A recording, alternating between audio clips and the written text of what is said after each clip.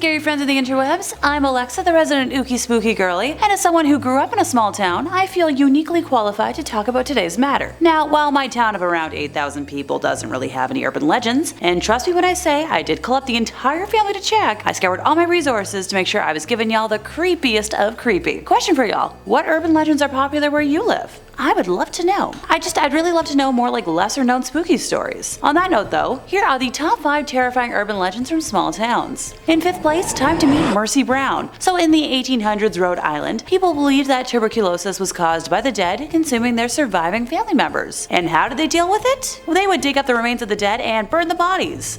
So, the villagers of Exeter, Rhode Island knew that farmer George Brown had a problem or a curse. Firstly, in 1883, his wife, Mary, succumbed to a mysterious illness. 6 months later, his 20-year-old daughter, Mary Olive Brown, also fell ill and died. But then the next several years, his 19-year-old daughter, Mercy, was also dead, and George's teenage son, Edwin Brown, a healthy guy who worked as a store clerk, suddenly became frail and sick. So the village doctor informed George that consumption was taking his family, but the locals, they knew better. On a chilly March afternoon in 1892, a group of men entered Exeter's Chestnut Hill Cemetery and exhumed the bodies of George Brown's wife and 2 daughters. They had concluded that one of the deceased was leaving the grave at night to suck the life out of its relatives, and only by killing the vampire could young Edwin be saved. So first, the men examined the bodies of Mrs. Brown and daughter Mary. Finding them to be properly decomposed, they began to exhume Mercy. And when they reached the corpse, they suddenly leapt back in terror. Mercy, who had been buried for more than 2 months, appeared oddly well preserved. It appeared that her hair and nails had grown. And when the men cautiously prodded the corpse with their shovel, they found it was filled with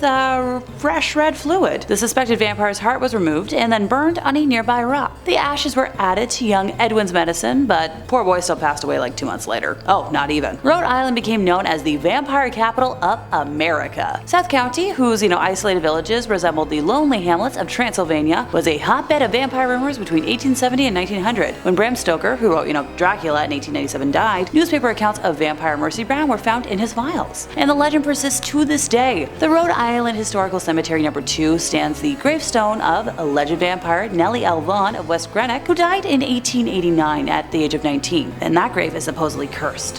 One local university professor who studied vampirism claimed that no vegetation would grow on Nellie's grave, despite numerous attempts to plant there, and people are still taken aback by the inscription along the bottom of the tombstone. The curious words read, "I am waiting and watching for you." Now, while this all might be terrifying to some, I personally love hanging out with vampires, and technically, I do have a vampire for an older brother, so honestly, I might just text him later to plan a road trip. In 4th place, time to travel to Dudley Town. So Dudley Town is an abandoned settlement located in a valley known as Dark Entry Forest in northwestern Connecticut in the United States, and is best known today as technically a ghost town, but bear with me here. The population of Dudley Town was never large, and according to an 1854 map, the peak number of families who lived here only reached about 26. Since the mid-20s, the land occupied by the village has been maintained by philanthropists as a private land trust, who worked to reforest the land after decades of agricultural use. A couple of traces, such as cellar holes, do remain of the original village. Due to the rumors of ghost activity though, beginning in the 1980s, the village site has been subject to frequent vandalism, and the owners have since,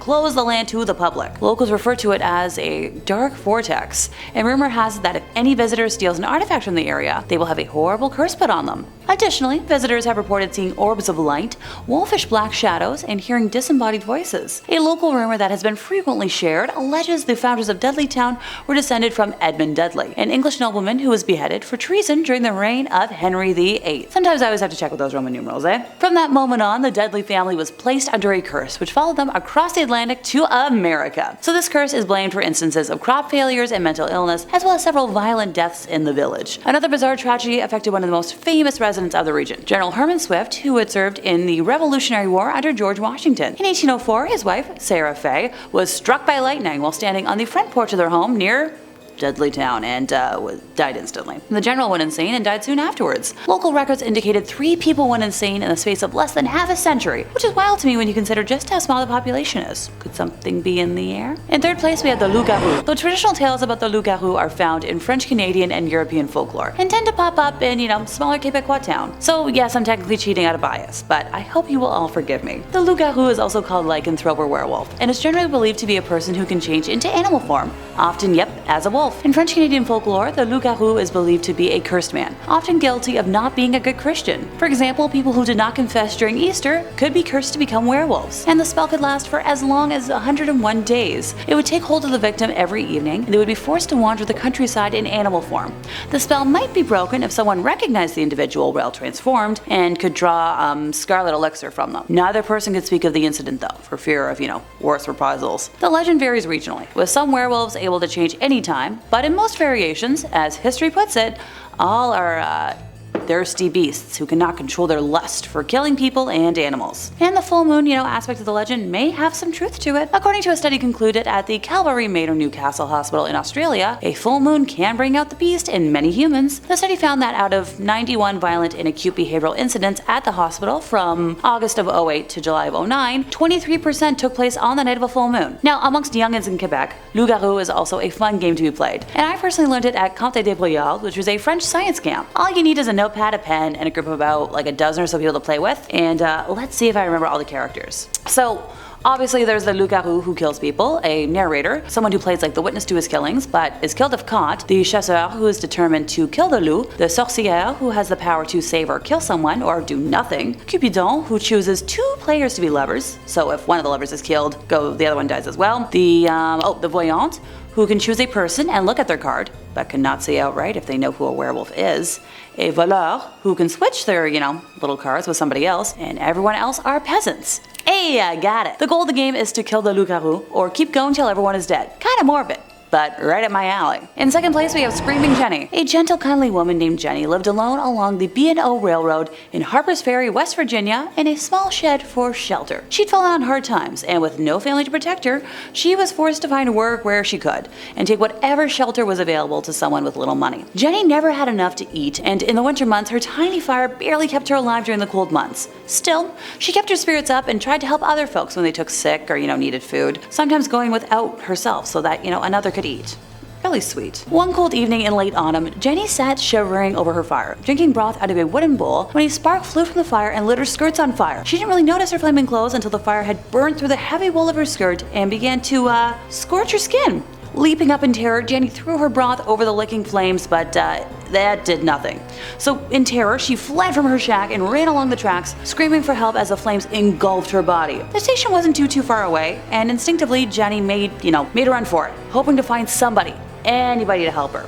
Within moments though, her body was a glowing inferno and she was overwhelmed by pain. Her screams grew more horrible as her steps slowed, and she staggered blindly onto the tracks just west of the station, a ball of fire at this point that barely looked human. In her agony, she didn't really see the headlights of a train rounding the curve or hear the screech of the brakes as the engineer spotted her fire-eaten figure and tried to stop. So a moment later, her terrible screams broke off as the train motored down. Alerted by the whistle, the crew from the station came running as the engineer halted the train and ran back down the tracks towards poor, now dead Jenny, who was still, burning. The men doused the fire and carried her body back to the station, and she was given a funeral and buried in an unmarked grave in the local churchyard, but within a few days, another poverty-stricken family had moved into her shack, and she was forgotten. Until a month later, when a train rounding that same bend west of the station was confronted by a screaming ball of fire. So too late to stop, the engineer plowed over the glowing figure before he could bring the train to a screeching halt. Leaping from the engine, he ran back down the tracks to search for, like a mangled, burning body, but there was nothing there. So he brought his train into the station and reported the incident to the station master.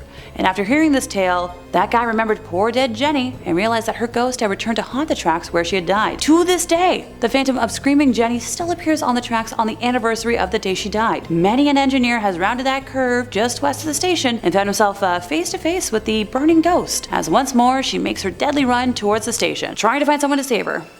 Poor Jenny. In first place, we have Slaughterhouse Canyon. So, when the first white settlers found the area that we're about to talk about, the area was named Luana's Canyon, after the matriarch of the impoverished family who lived, in a small wooden shack near that area in the heart of the canyon. As one might expect, living in a small shack in the desert, not so good. One miner, notably this big dreamer, he wanted to be able to provide a better life for his wife, Luana, and their kiddos, and would regularly venture off into the mountains to work in the gold mines and to search for food for his family. So he would set off to the northwestern mountains on his trusty mule, but different accounts of the story can't really agree on whether he left home every 2 weeks or if he was gone for 2 weeks at a time. Regardless of how often he was away from his home, his family's only source of food, money, and supplies was what he could bring back with him. Luana and her wards could consistently expect the miner to return with what they needed for their comfort and survival. One fateful day, the miner kissed his wife and, wards goodbye and was on his way. But unfortunately, that was the last time they would see their dad. Days turned into weeks, and soon Luana began to worry that something had, happened to her husband. As the supplies dwindled, her concerns that her husband had fallen ill, had an accident, or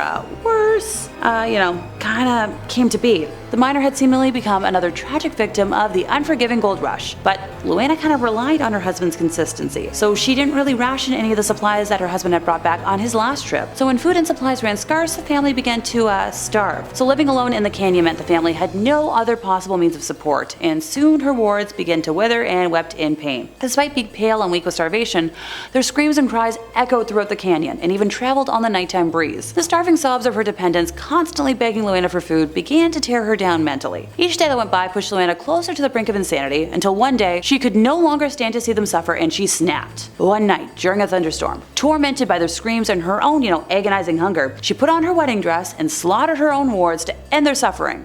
Her mind, gone, she chopped their dead bodies up into several pieces, splattering the walls of the small shack with, red fluid, which earned it the name of, slaughterhouse. After finishing her horrible deed, she carried the pieces and tossed the remains into the river. Afterwards, she collapsed into a heap, her wedding dress, soaked in the redness of those she had slain. Luana was overcome with sadness and guilt, and she remained on the riverbank, wailing and screaming over what she had done until she succumbed to starvation herself the next morning. So ever since, people have reported sounds of wailing throughout the canyon at night, and warned newcomers not to try and protect what could sound like, young screams, or else risk meeting their own end. And while I love the nostalgia of talking about Loup-Garou, I'm a little worried about ever encountering Luana or similar ghosties in my travels. I love a good ghost story, as long as I'm not part of it. Let me know if I missed any good urban legends in the comments, and while you're there, hey, feel free to give us a like, subscribe, and hit the bell for more terrifying stuff from us here at Top 5 Scary Videos, and I'll see y'all next time, you lovely spooky people.